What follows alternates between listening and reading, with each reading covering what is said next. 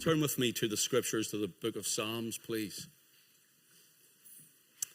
Bless God. Psalm 66, please.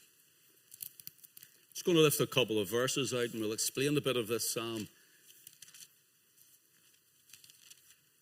But keep your Bible open and we'll look at other portions of scripture also. While you're looking it up, I'll just get a drink.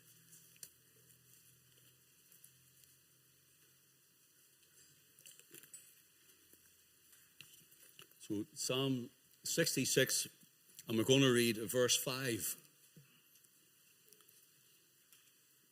Come and see the works of God. He is terrible in his doing toward the children of men. Now that word terrible simply means, it speaks of his majesty and his might and his power. It doesn't mean he's a terrible God. It means it's his majesty, his might, and his power. Come and see the works of God. He is terrible in his doing toward the children of men. Let your eye run down to verse 16. Come and hear, all ye that fear God, and I will declare what he hath done for my soul. Let us pray. Father, thank you for the ministry of the singing, the songs of Zion, the hymns, Lord, that we have sang about the blood and about your Son. Thank you for Encounter Grace and their ministry. Thank you, Father, that even at times we can have a light heart and, Lord, yes, even we have laughed. But thank you, Lord, now that, Lord, this part is where your word is divided and it's like the bread that you break and give to the disciples to give to the multitude. We pray, Lord, that bread would be broken. The word of God would be delivered. And just as the multitude fed off that bread, and just as they took in off the bread for their bodies, we pray that this spiritual bread will be broken and someone will take it in. Maybe all take it in, but may someone take it in into their spirit, into their soul, into their heart and mind. And Lord, we pray that you'd save souls tonight. We worship you and we just rest in you and we wait for your blessed Spirit to come and rest upon our hearts, to come and anoint the man to preach, come and settle us, Lord, that we may be in your sight as a people waiting for you to feed them to the glory of your name. We love you and worship you. There's none like you. Have thine own way, Lord. In this place tonight, I ask it in the worthy and most precious and powerful name, the name which you have given to your Son, the Lord Jesus Christ. For his glory we ask it. Amen. Tonight we want to speak on the subject, the sights and sounds of a saved soul. The sights and sounds of a saved soul. In our very first verse, that is in verse 5 of our reading, it says, come and see the works of God. Come and see, an invitation. In verse 16, the invitation carries on, come and hear, all ye that fear God, and I will declare what he hath done for my soul. Psalm 66 has a topic of praise and of exaltation and joy toward God.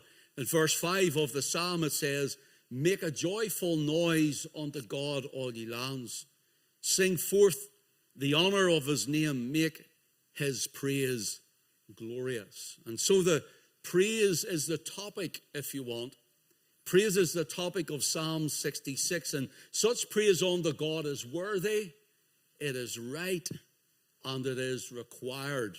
It is worthy, it is right, and it is required. And it's all of that due to the subjects which are in Psalm 66. And there's subjects here, I'll mention them, but we won't have time to go through them all this evening. But for example, in the psalm, subject 1 is the Lord's great work in his ways. And hence God deserves the praise and honor and glory for that. The Lord's great work in his ways. And then secondly, there is the Lord's gracious benefits and his blessings. And And then thirdly, there is the Lord's gracious deliverances to Israel, to his people.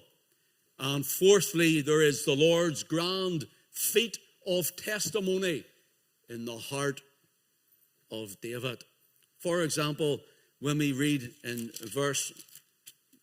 Psalm 66 and verse 16, "Come and hear, all ye that fear God, and I will declare what he hath done for my soul."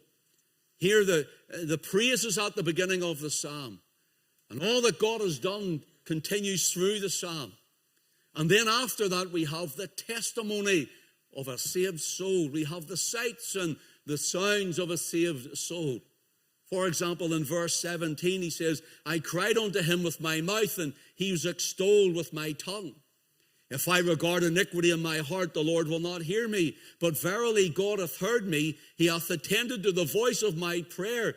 Blessed be God, which hath not turned away my prayer, nor his mercy from me." And hence a personal testimony is penned to the closing of Psalm 66. So the direct invitation in verse 5 is, "Come and see." Come and see. And in verse 16 it is, "Come and hear." Come and hear. You see, God throughout history, since Adam's fall in the Garden of Eden, he has extended an invitation to Adam's race. He has extended invitation. He has called out throughout time and throughout Israel's history, sending forth the prophets with the word of God, calling them to turn, to listen, to look, and to see, to turn unto him that they might be delivered. So God has called out through millennia unto his people, and he calls out to us also to gather unto him. He calls out to us that we must trust him, even to seek after him, and to let us never forget it was God who first sought out man. And that's important. It was God who first sought out man, fallen Adam, in the garden. For example, in Genesis chapter 3, we have Adam and Eve, and they have sinned, and now they're hiding because they hear the voice of the Lord walking in the garden in the cool of the day. And in Genesis chapter 3 and verse 9 it says, "And the Lord God called unto Adam and said unto him, Where art thou?" First question in your Bible. By God. Where art thou? Now you might say, did God not know where Adam was? Did God not realize where Adam was? After all, he's God. Is he not omniscient to know all things? Omnipresent, he's already there. Well, the answer is yes, yes, and yes, he did. Well, then why did he call out, "Where art thou?" Where are you? Adam, where are you? And I'll tell you why he calls it out. He calls it out for this simple reason as this. Although he knows all, he wanted Adam to see what he had done, to come before him and to repent. And to acknowledge his own sin and to repent. So he comes walking and he calls for Adam. "Adam, where art thou?" Where are you, Adam? Brothers and sisters, we see today that that's God seeking out from the very beginning. God sought fallen Adam and all hence after that. So God says, "Where art thou?" We hear of the prophets, and as we've spoken of, the word they cry out throughout the Old Testament. It comes into the New Testament. And the Lord Jesus says in Luke 19 and verse 10, "For the Son of Man is come to seek and to save that which was lost." So here he comes to seek. People say, "I found Jesus." It was impossible for you to find Jesus because you were dead in your trespasses and in your sins. The furthest thought of our natural minds and our carnal thinking, the furthest thought is Jesus. We think in everything else. We think in everyone else. We think in all our problems. And we had our minds set on the sins of the world. And we heard Ross's testimony this morning about the addictions that the Lord had saved him out of and brought him from. And this personal testimony is the sights and sounds of a saved soul. We see here that the Lord is saying, "Where are you?" Jesus is saying, the Son of Man has come to seek and to save that which was lost. And again in Matthew 15 and 24, he says, I am not come but for the lost sheep, the house of Israel. In other words, he says, I'm coming to seek. I'm coming to seek out the sheep. I'm coming to search for them. And hence, through time, through the witness of the apostles and the word of God, he sought us out. He went after us. He sought us. Listen, you're not an afterthought of God if you're a child of God. You're not an afterthought. It wasn't in your own will, your own mind, your own choosing, nor your own strength that you were saved. In the mind of the Father, you were already saved in eternity. And he sent forth his Son, that his Son would come in the fullness of clarity to die for you, to die for your soul. He came to seek and to save that which was lost. It is God who always initiates the first move. It is God who always seeks out the sinner, not the sinner the Lord. It is God who always does the inviting. Come to me. Through the Spirit and the Word, come to me. Come and repent. Come, Adam, where are you? Come out to me. The Lord Jesus, as he walked through Judea, as he went around Galilee, calling men unto him, come after me, and I will make you to become fishers of men. Come, he says. There's someone tonight and he says, would you come? Would you follow me? Will you come to me? I've sought you out. I'm seeking you out. Would you come? It is God who always does the inviting, and it is God who calls the sheep. Listen to what Jesus said. My sheep hear my voice, and I know them. He knew his sheep. He knew it. My sheep hear my voice, and I know them, and they follow me, he says. And hence the calling in the heart of man and woman, sinful man and woman, the calling starts with the initiative of God. When you have the interest in your heart, when you have, as it were, the desire kindling in your heart, it's not of yourself. It's God the Holy Ghost who comes and speaks and moves in the heart of the sinner first. In Psalm 66, it starts with praise, and it's the instruments are playing, and the singing is being sung, and it closes with this personal testimony from a grateful heart. Notice the heart here is grateful. I'm so glad that I know that my soul is right with God. The psalmist is just delighted. He's thrilled. He's blessed that he knows that his soul is right with God. Is your soul right with God tonight? This wonderful, beautiful evening, I know we're down greatly, people away, and some of the ladies, you have done actually really well. How many are right tonight, by the way? I have to say, I thought less would have come out, but God bless you. The rest of them mustn't have got as much sleep as you. But anyway, Alison says there wasn't much sleeping done anyway. I can tell you, do you see when your soul is saved? Do you see when you have an assurance of salvation? You see whenever you know Christ from the inner man, the inner woman. I mean, know him. I'm not talking about no religion. I'm not talking about no ritual. I'm not talking about knowing those things or knowing denomination. I'm not talking about knowing anything but the person of Christ.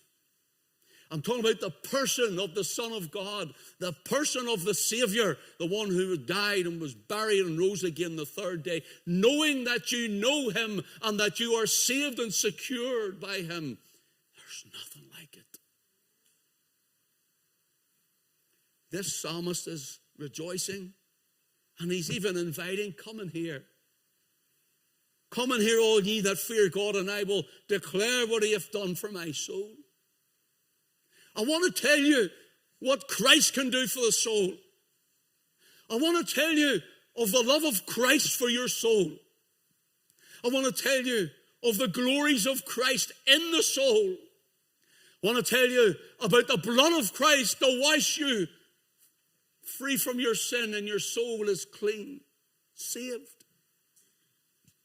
The psalmist is saying, come. Someone tonight that will come and hear all that God has done. How could we ever tell?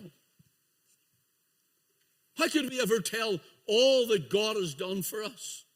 How could we ever begin to imagine ourselves? And even when I sit sometimes myself, and I'm sure many of you do, but I sit sometimes myself and I ponder and I think of my own walk with the Lord, the testimony that we heard this morning, and my own testimony where God brought me from the sin and the shame and the things that go with it and the addiction and everything that wrapped up in it. And I think about it, my hopelessness, my helplessness, my emptiness, and I think what he's done for my soul. I think how he saved me. He came to me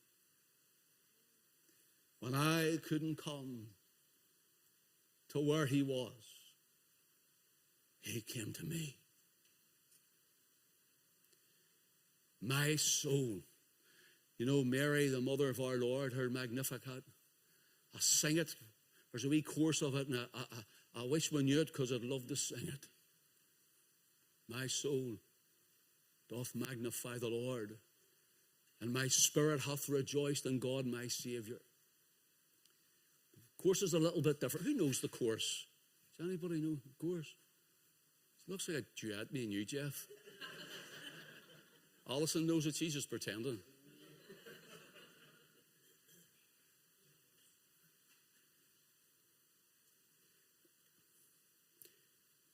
Come and see, grateful heart from a saved soul, the sights and the sounds. He says there's glory all around us, and we miss it. But how did I begin to tell what Christ has done for my soul, for me personally? And Ross came this morning and tried to explain, you know, and you can try to explain and you try to tell what's in there. You try to tell how it happened, but unless you were there, the difference is, see, I know where I was saved from. I know where he found me. I know where he rescued me from. I know what he had to do to deliver me and to save me and to make me pure and clean. He had to go to Calvary. I know where I was. In the horrible pit, in the miry clay, in the depths of despair. I know where I was when Christ came right into my mess and muck and mire.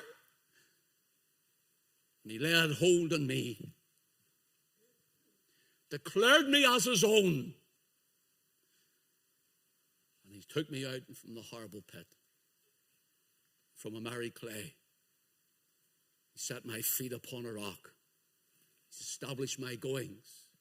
He has put a new song in my mouth, even praise unto our God. And the psalmist says, many shall see it and shall fear and shall trust in the Lord. You see, the visual of a saved soul and the sounds that they make about their Savior and his great love for them,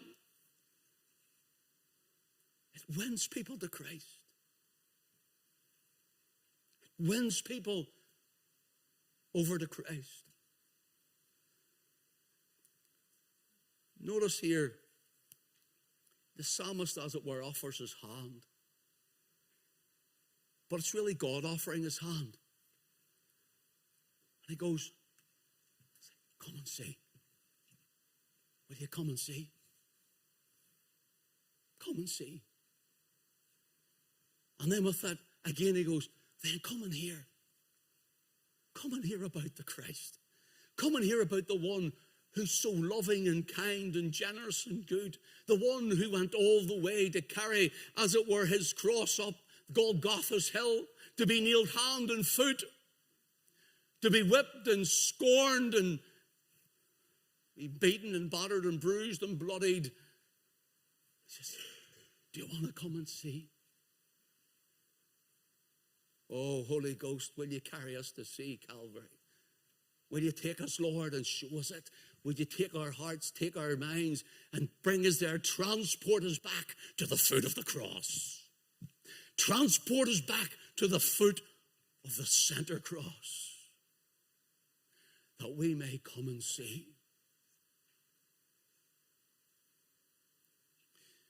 The psalmist offers his hand, but really it is God inviting and offering his hand. And he says to you tonight, would you come and see? Then come and hear. There are two head gates. In verse 5, come and see is the eye gate. And then, of course, in verse 16 it is, come and hear, the ear gate. Come and see the works of God. See, in Israel's history is rehearsed, and it's to cause the people to think back in times of trouble that God always was, that God had loved them, that God was with them, and God caused them to walk in a victory. It was God that done this for Israel. It was God that brought them through the Red Sea. It was God that brought them through the River Jordan. It was God that cast out their enemies in Canaan land. It was God that fed them manna in the wilderness. It was God that brought forth water out of a flinty rock. It was God that brought them meat and quail at the time. It was God. It was Him all the time. And the psalmist says, have you forgotten who He is? Reverse your mind back to what God has done for you. That's what he's saying. Psalm 66, and I'll not read too much of it, but verse 6, he says, he turned the sea into dry land. They went through the flood on foot.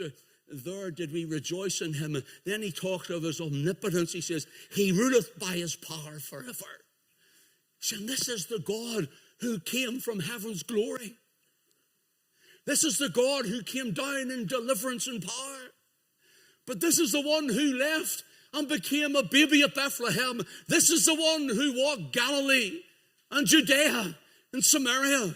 This is the one who ministered among the people who turned their back on him and walked away from him. He even called that they might crucify him. He says, now this one, here he is in Psalm 66. He opens the sea. He opens the river. He brings forth the quail. He drops down the water out of a flinty rock. And he lays on the ground the manna. He says, this is your God, Israel. He says, now have you forgotten about him? Because he's worthy of the praise. Brothers and sisters, the Lord is worthy of all our praise. He's worthy. He alone is worthy. And he comes in the form of humanity. There in the person of his Son. He goes to the cross for someone like me. For somebody like you. Now here's a little pause gap. I want you to think, friend, if you're not saved. How do you feel? What do you think? In what way do you think you will get into God's heaven if he had to send his Son to go through a horrific death, that he might pay your debt of sin and the shedding of his blood? He was mutilated. It says he was marred more than any man. And you think you're going to live your life and end up in heaven? Heard this morning Ross said, he went into Mandy and he says he got saved. She says, oh, but you're a Protestant. You know what? He said if he hadn't got saved, while he was a Protestant, so-called or not, he'd have died and went to hell. Same in any faith. Without Christ, he's the only way. So ask yourself in this little pause, how do you expect to get into God's heaven? How do you expect to get into God's heaven?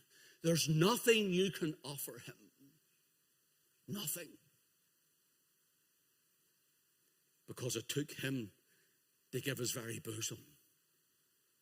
Jesus says that I am in the bosom of the Father. It took the very heart of God. Do you hear me?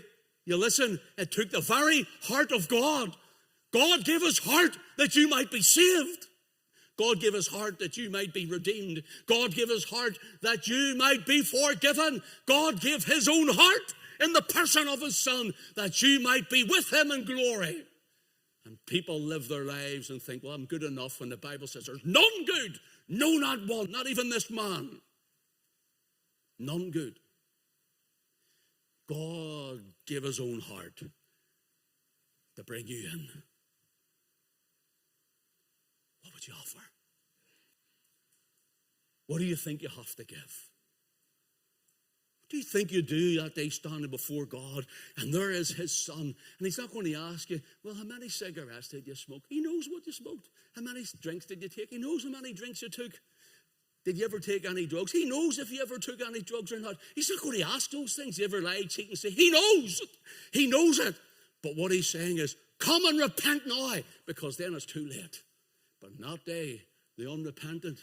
He's not going to ask you all those things. He knows it. What he will say is, here's my Son who died for you. What did you do with him? What did you do with him? Did you accept him, or did you reject him?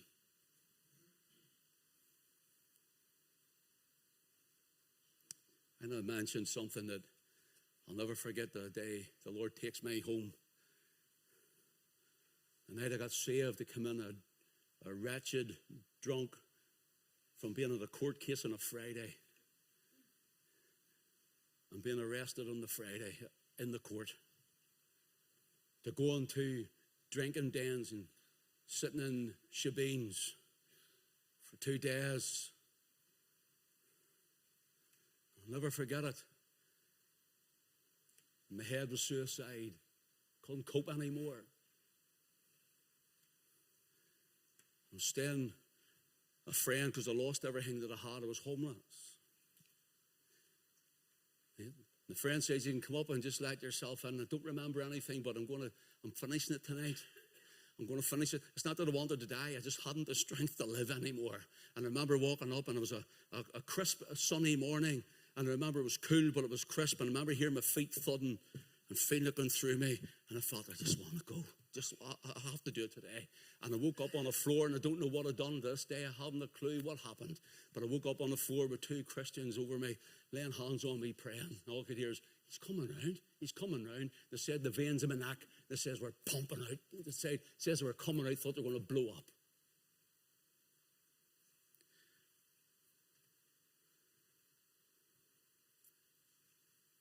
That Sunday night, can't even remember how it happened, but I ended up in a meeting, ended up in church, never went to church, and I remember going.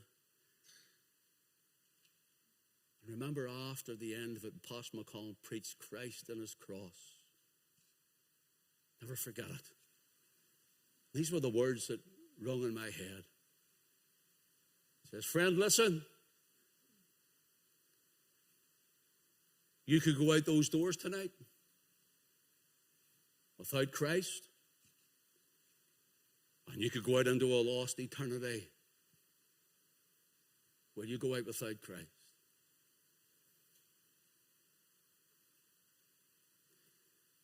I got saved that night. I'm walking out across the big foyer in Whitewell. It's all pretty new then, because it was a nice and new building. It was lovely and sparkly new, but at the time it didn't even think about any of the decor around me. But I remember seeing it. And I walked across, and I remember it was like a black rucksack with weights in it had dropped off my back. And I came to the door to go out, the very fine door, and I heard this voice. It's a voice of Pastor McConnell, but it was in my head. He wasn't shouting it again, but I heard the voice. If you go out those doors tonight, you could go out into a lost eternity. You can go to the devil's hell. Stopped at the door. The fear came on me. Oh, such fear. Never forget it. I just realized, but I'm saved. But I'm saved. I didn't understand it, but I realized it. I didn't know it. I didn't understand it all, but I knew something happened in me. And from that night, I didn't need rehab with my drug addiction. I didn't even need the doctors, because I was seeing the doctors with all sorts going on. I didn't need it. Because when Christ came in, the devil went out. The devil went out. Such a Christ. Such a Savior, and what a God. Friend, you could go out those doors tonight. Go out without Christ, you go into a lost eternity. Lost forever.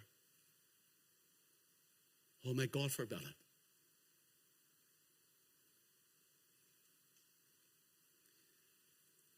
Israel, remember the Lord Jehovah, Yahweh, is the Almighty God. He's calling them back to remind them, to increase their faith, that they would rejoice before Him.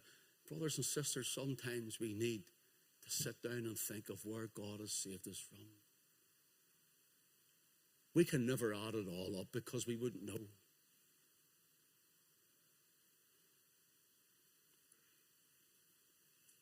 Here, the Lord says through the prophet, come and see. Come and hear. Sometimes God uses visuals. Here's what I mean.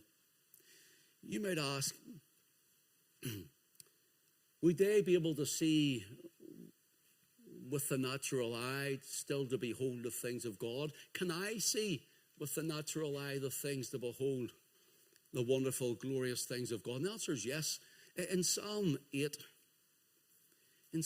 verses 3 and 4, listen to what it says.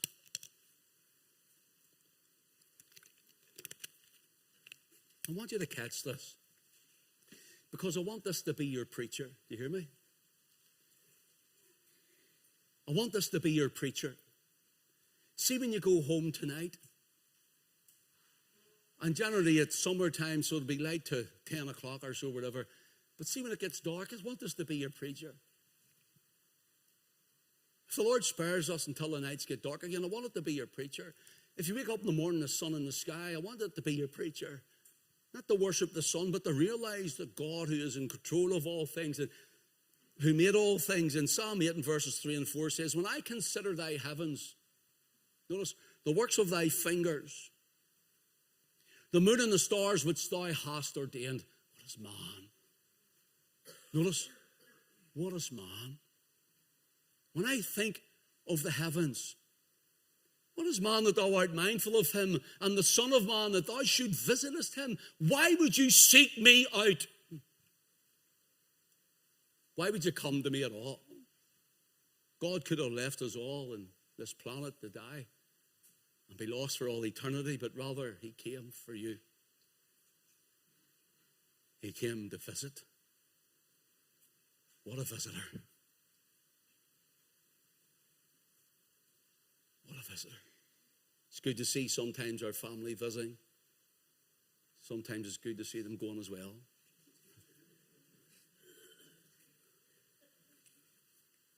Sometimes it's good to see the pastor visiting, the elders visiting. Sometimes it's good to see them going too.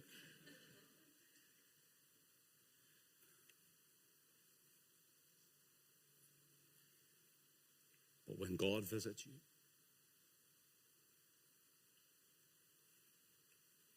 when God visits you, what a visitor. I can tell you, you never want Him to leave. You never want Him to go when God visits you. And so when I consider thy heavens, the word consider, I want to look at it for a few moments here. It's a word called awe in the Hebrew text. And listen, it means to see, to look upon, but then it goes deeper and it means to inspect, to regard, or to gaze at it. It means to observe, or listen, to give particular attention to.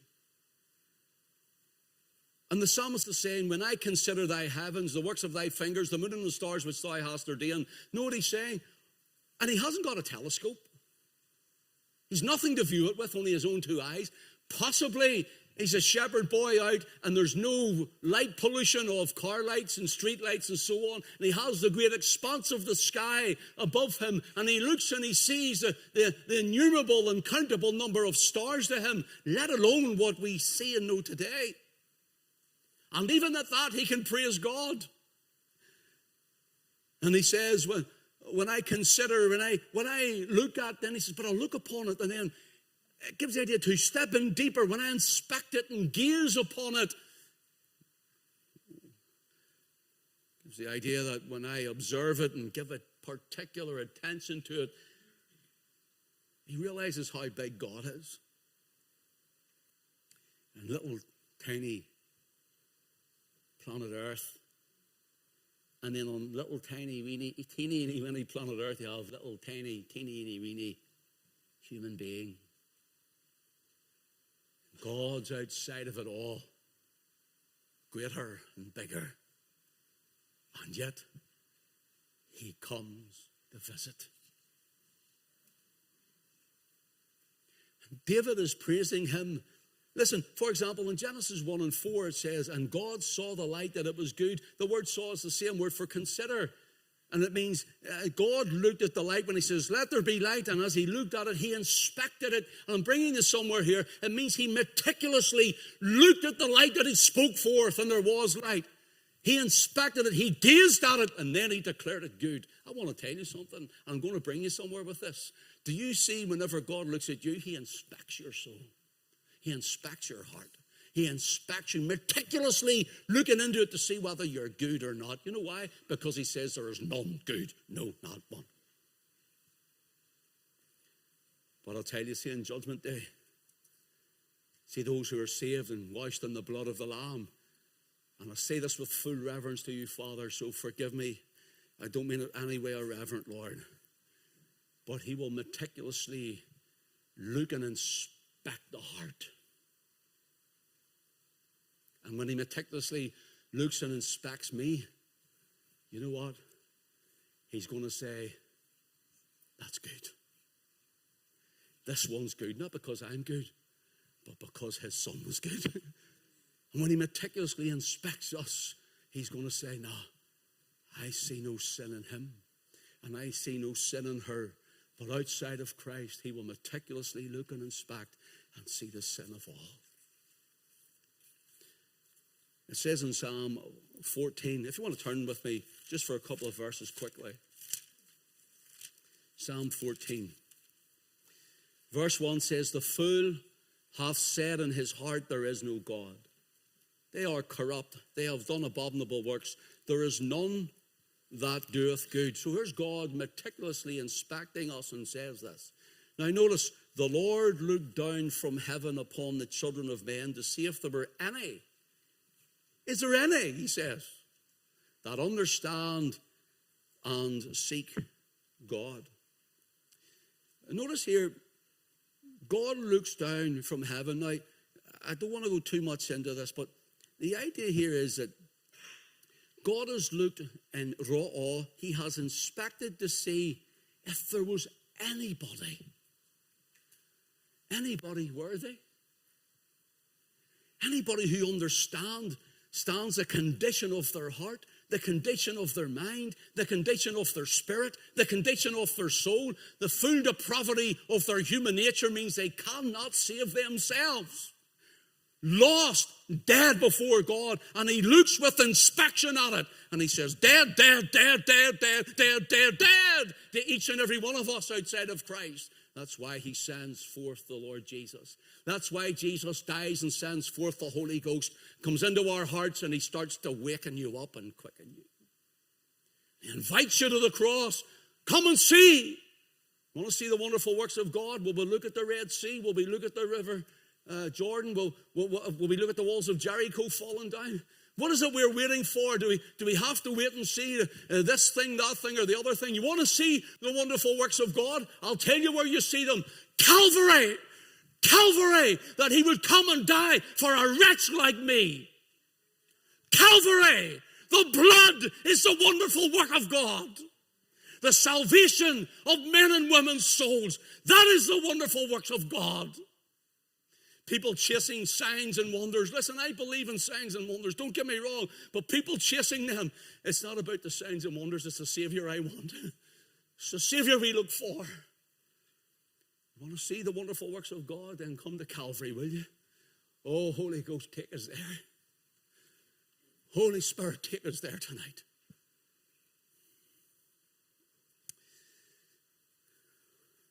Notice, the Lord looks and there's none. And then it says, if you Psalm 22, I'll just read this out. The psalmist says, and this Psalm 22 is the Psalm of the Cross. It's 700 and more years before. In fact,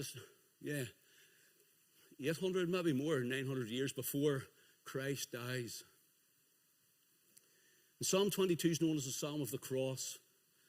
Psalm 23 is known as the Psalm of the Crook. The Lord is my shepherd, the shepherd's crook. And Psalm 24 is known as the Psalm of the crown, the cross, the crook, and the crown. And Psalm 24 is, who is this King of glory? The Lord of hosts, he is the King of glory. Let's open up your gates to him. But in Psalm 22, it just gives a picture of the cross years before it happens. And listen to one verse just for time's sake. Psalm 22 and 17, he says, I may tell all my bones, they look and stare at me or upon me. Tell means I can count them. Stretched out on a cross, stretched out in Calvary, stretched out in agony, stretched out in pain with his flesh torn asunder. His flesh ripped to bits. It wasn't just a few wee marks on his back. The lashes came around, tore all bits of flesh off him everywhere. He was a bloody mess. He says, I can tell all my bones. It means I can count them. I can count my bones. And the spirit of prophecy here is the testimony of Jesus, testifying of that which would happen. And look what it says, I tell all my bones, they look and stare upon me. Now, the word look here is different than the word stare. For the word look is the word novet, and it implies to look upon and regard with pleasure. To look upon and regard with pleasure. In other words, it's talking about those who crucified him. It's talking about those who called for his crucifixion. It's talking about the Jews around him, the Pharisees and the scribes, their leaders. It's talking about the Roman soldiers who carried out the act of nailing him to the cross. And there they are, and it says, they are looking at me with pleasure at what they've done. Rejected me. So this word means they look with pleasure. They're gloating, Father. Think about this. The Son of the cross, hanging and bleeding and dying in agony. Father, they're gloating. They're gloating. They're in pleasure at what they've done in me. They look in pleasure. And the word stare is the same word, not at all. They're actually coming up to have a better view of me. They want to come up and look at me. They want to come up and see my agony, see my face. They want to come up and they want to view every part of me. They want to come up and in gloating pleasure in it. The idea of this. You say, well, did that happen? You're right, it happened. For it says in Matthew 27 and 36, when they nailed him to the cross, it says, and sitting down, they watched him there. And sitting down, they watched him, gloating that they'd put him to the cross, that they'd put him to the shame, that they'd inflicted the sufferings on him. And you feel, some people feel, I thought to see him, I was like, Ross, sure, I'm a prod. I'm an Ulster loyalist. I'm going to heaven. Look at me, Ulster loyalist. That was me. If that's you, friend, that's what you're relying on, you'll die without Christ and go to hell.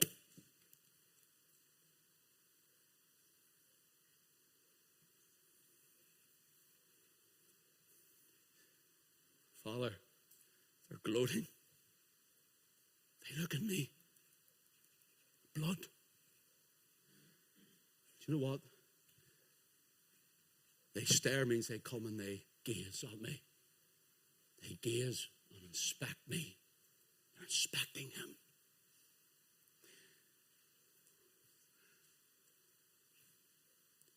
We have just been to Calvary. We have just been to the cross.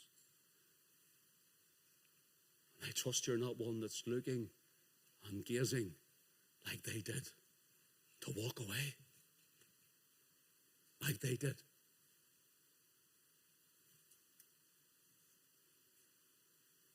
But rather you'd say, he done that for me.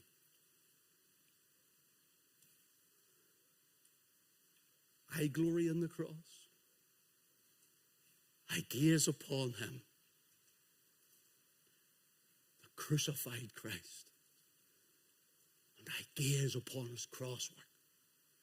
And I glory in it. Because he done it for me.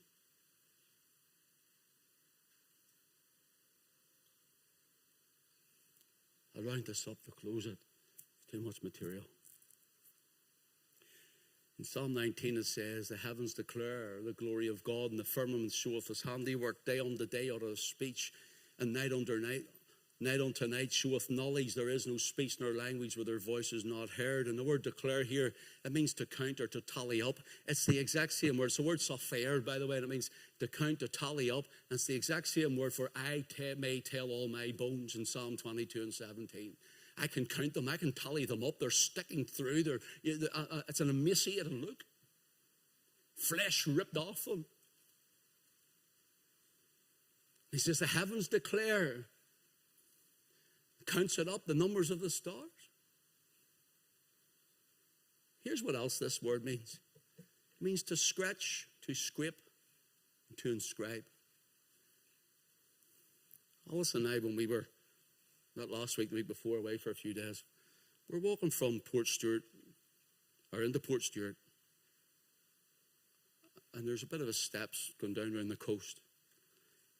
And I happened to look, there's a bit of cement here. Obviously, it was hardened, but and there was inscribed into it names. And I stopped and I looked at it, and it said 1944, somebody's name. I says, look, Alison, 1944.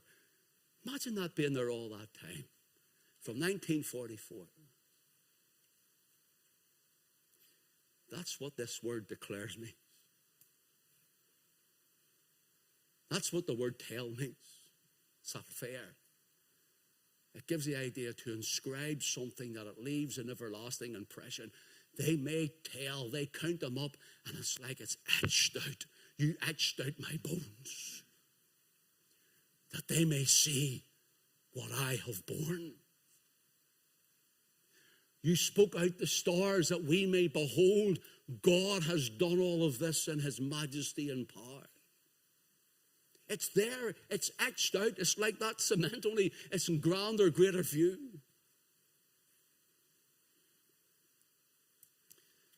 Come and see and come and hear. And Paul says, so then faith cometh by hearing, and hearing by the word of God. Let me finish with the word soul. Soul, S-O-U-L. Verse 16 says, come and hear, all ye that fear God, and I will declare what he hath done for my soul.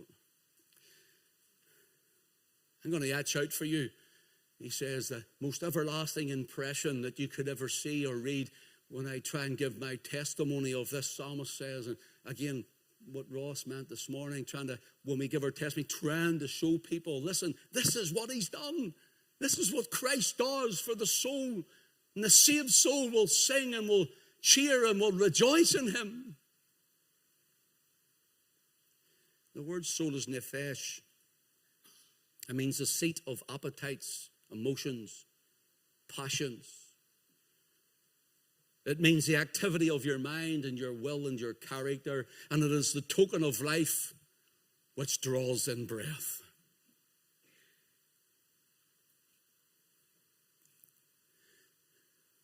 You know what many Christ rejectors and atheists don't realize?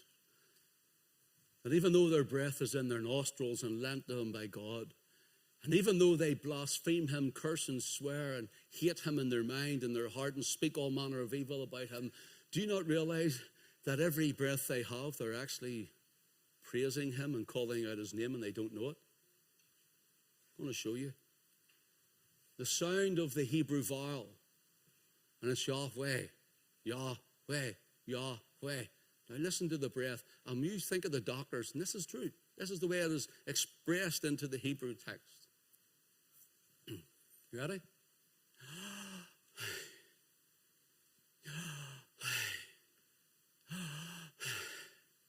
Yahweh.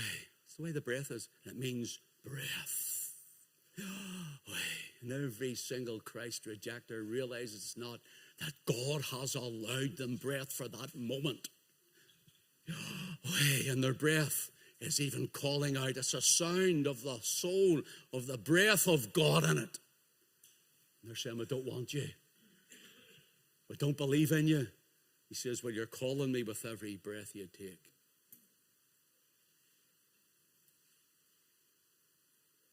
But what if he was to take your breath?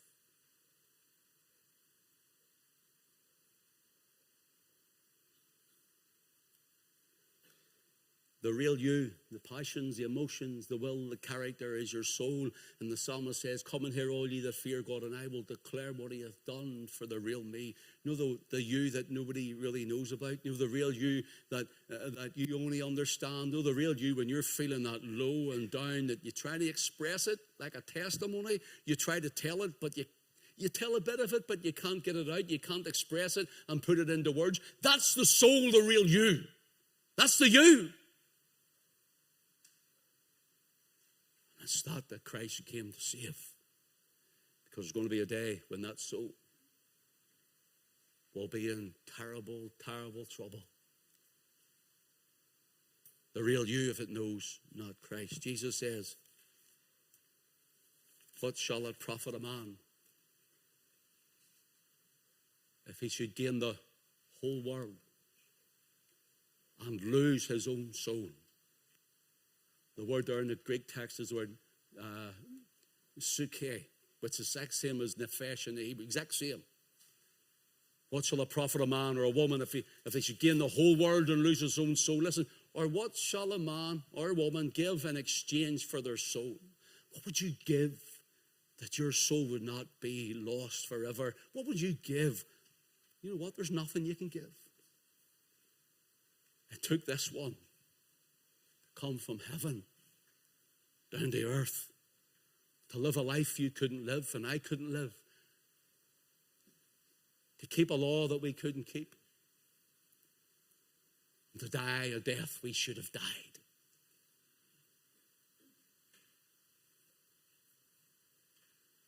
So come to Christ tonight. Come to Christ and give yourself to him. So here's the word for you before you leave. You could go out those doors tonight without Christ. And you could go to a lost eternity.